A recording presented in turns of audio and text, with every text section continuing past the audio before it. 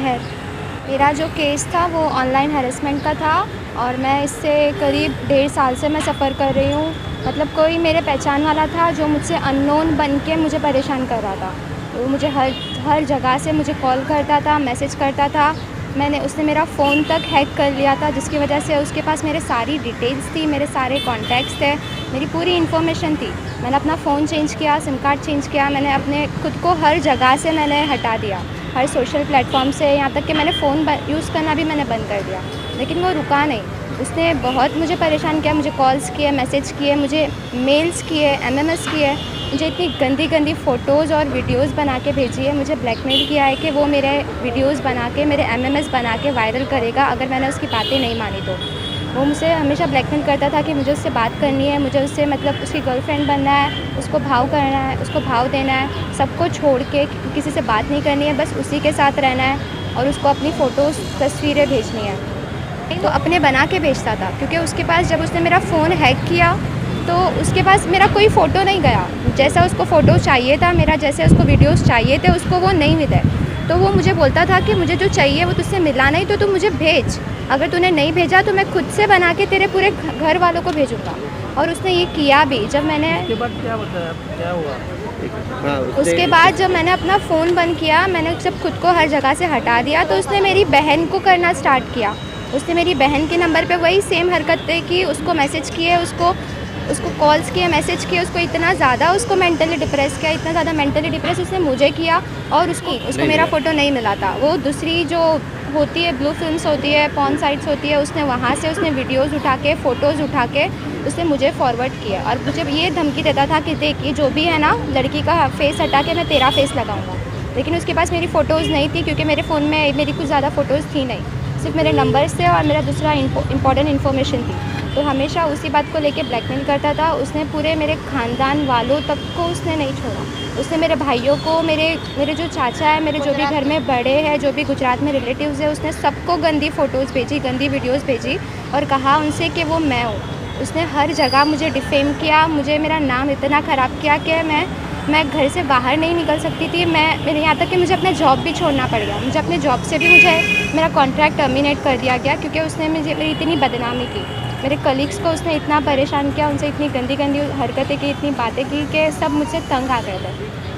फिर उसके बाद मुझे फिर ठीक लगा, मुझे जाना है और मुझे कंप्लेन करना है, क्योंकि अगर अपने लिए स्टैंड नहीं लिया, अगर आज मैं अपने लिए नहीं लड़ी, तो फिर कोई मेरा सपोर्ट नहीं करेगा, कोई मुझे हेल्प नहीं करेगा।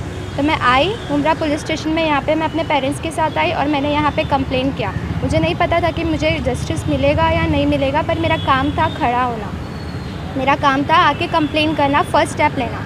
दैन मुझे फिर बहुत अच्छे 2 लोग मिले, शादाब अंकल और इमरान भाई, और एक सर थे, बालाजी काकड़े सर। उन्होंने मुझे इतना मोटिवेट किया और वहाँ से लेके अब तक उन्होंने मेरा साथ दिया। उन्होंने जिस दिन मैं कंप्लेन करने आई थी, ये 2 लोग मुझे मिले और उन्होंने कहा कि मतलब मैंने बहुत अच्छा काम किया कंप्लेन करना, लेकिन अब से वो मेरा साथ देंगे और वो मुझे जस्टिस दिलवा के रहेंगे। एफआईआर दर्ज हुई थी। एफआईआर भी मतलब मुझे पापा के नाम से बात करता था मुझसे। उसने पहले जो भी अपना नाम बताया, अपने नाम से जो भी अकाउंट बनाया, उसने मेरे पापा के नाम से बनाया। तो मुझे पहले पता नहीं था कि वो मतलब फ़ेक नाम यूज़ कर रहा है। मुझे लगा वो सही नाम है उसका, लेकिन बाद में वो अलग अलग नाम से, कभी लड़की बनता था, तो वो मेरे नाम से तक मुझे मैसेज करता था, मेरे नाम से दूसरों को मैसेज करता था और दूसरों को लगता था कि वो मैं हूँ। तो उसका कोई नाम नहीं था, कभी उसने अपनी आइडेंटिटी नहीं बताई, हमेशा दूसरों की आइडेंटिटी यूज़ की।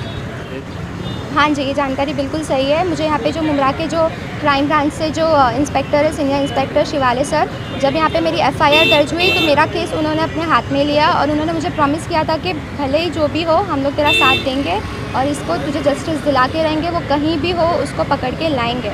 और उन्होंने आज 2 महीने हो गए, कंटिन्यूसली 2 महीने तक वो मेरे कांटेक्ट में थे। हर चीज़, मतलब कुछ भी होता था वो मुझसे पर्सनली पूछते थे, मुझे बताते थे और हमेशा मुझे मोटिवेट करते थे कि देख, जो भी है टेंशन मत लेना, हार मत मानना, हम तेरे साथ हैं। क्योंकि ऐसा बहुत होता है कि जब भी लड़कियाँ, पहली बात तो लड़कियाँ अपने लिए स्टैंड नहीं लेती है, अपने लिए आवाज़ नहीं उठाती है, लेकिन जब आवाज़ उठाती है तो उनको सपोर्ट नहीं मिलता, या फिर वो किसी और डर की वजह से, किसी और धमकी की वजह से वो चुप बैठती है। तो उन्होंने मुझे यही कहा था कि देख, अगर तुझे कोई ब्लैकमेल करे, कोई डराए, तू पीछे मत हटना, हम तेरा साथ देंगे, लेकिन तू पीछे मत हटना। तो शिवाले सर ने मेरी बहुत हेल्प की और आज उन्होंने मेरा केस भी सॉल्व किया, कल उसको अरेस्ट भी करवाया। शिवाले सर, इमरान भाई, फिर बालाजी काकड़े सर है, इन सभी लोगों ने मेरी हेल्प की और मुझे आज इतना स्ट्रॉन्ग बनाया है। जो 1.5 साल से जो भी मेरे साथ हुआ, मैं इतना ज़्यादा इससे फ्रस्ट्रेट हो गई थी, इतना ज़्यादा मैं तंग आ चुकी थी कि एक वक्त था जब मैं खुद को मार देना चाहती थी। मैंने कितने सुसाइड अटैम्प्ट्स भी किए हैं। मैं कितनी बार मैंने अपने टेरेस से जाके कूदने का सोचा, कितनी बार मैंने घर में मैंने फ़िनाइल पीने तक का भी सोच लिया था। मैं इतनी तंग आ गई थी, इतना मुझे मेंटली डिप्रेस हो गया था मैं। लेकिन फिर भी मैंने हार नहीं मानी और इन सब लोगों ने मेरा साथ दिया, मुझे सपोर्ट दिया और आज मैं ज़िंदा हूँ। आज मैं यहाँ पे स्ट्रॉन्ग बन के खड़ी हूँ। आज जब मुझे इंसाफ मिला है, इन सभी लोगों की वजह से मिला है। Thank you. हमारी लड़की को बहुत उसने परेशान किया। लड़की को तो किया और साथ में हमको भी करता था। रात के 2-2 बजे फ़ोन करता था। हमारा आदमी बीमार थे, उनको फ़ोन करके हैरान करता था, हमको करता था। उसकी वजह से हम डिप्रेशन में आ गए थे, हमारी तबीयतें ख़राब हो गई थी, इतना परेशान किया। आज हमको ये 2 लोग की वजह से, सादब भाई इमरान की वजह से इंसाफ मिला है। हम उसके लिए बहुत खुश हैं और हमको इंसाफ मिलना चाहिए और उसको कड़ी से कड़ी सज़ा मिलनी चाहिए। उसको बेल नहीं मिलेगी, हमको खतरा है कि उसको बेल मिलने के बाद वो हमारे पे कुछ भी कर सकता है। उसका हमको डर है, उसका हमको इंसाफ चाहिए। 2 जून 2021 एक लेडी 19 साल की एक लड़की है, उसने चौकी में आकर कंप्लेंट दिया था कि कोई एक अनजान व्यक्ति उसको उसके मोबाइल नंबर पे लिंक द्वारा वल्गर मैसेजेस, फ़ोटोज़ और वीडियोज़ भेज रही है। मामला दर्ज होने के बाद हमने ये पूरे जो नंबर्स हैं, जो लिंक्स और जो भी इंटरनेशनल और कोई यहाँ की जो नंबर्स हैं, हमने साइबर सेल, हमारा जो ठाणे सिटी का साइबर सेल है, वहाँ पर भेज दिया था। 1-1.5 महीने के पूरे तफ्तीश के बाद घनसोली का रहने वाला जितू केवट नाम का एक लड़का और अपने जो 2 फ़ोन यूज़ कर रहा था, उसी फ़ोन के द्वारा वो जो SMS, कोई वीडियोज़ और फ़ोटोज़ भेज रहा था, उसको हमने कल CBD बेलापुर से गिरफ्तार किया है। अभी तो लड़का गिरफ्त में आया है, तफ्तीश के पास पता चलेगा, लेकिन जो लड़की ने बता दिया था वो सही है, क्योंकि हमने स्टेटमेंट्स भी रिकॉर्ड किए हैं। उनके रिश्तेदारों को और कुछ कलीग्स को भी ऐसे मैसेज जाते थे। अभी 2 तारीख तक उसकी रिमांड है, रिमांड में पूरा पता चलेगा और जो भी टेक्निकल बातें हैं और फिर फॉरेंसिक से भी हम लोग जो भेजेंगे तो उसमें भी पता चलेगा कि असल में मामला क्या है। लड़की हमारे पास ऐसी आई थी कि तकरीबन 1 साल से वो उसको परेशान कर रहा था और जब ज़्यादा ही हो गया तो जून महीने में लड़की ने यहाँ आकर कंप्लेंट किया था। कंप्यूटर साइंस में ग्रेजुएट है, दिमाग वाला है, लेकिन जो भी उसने पढ़ाई सीखी उसका वो गलत इस्तेमाल कर रहा है, क्योंकि टेक्निकल एविडेंसेस उसके खिलाफ है। टेक्निकल एविडेंस आते ही हमने उसको गिरफ्त में लिया।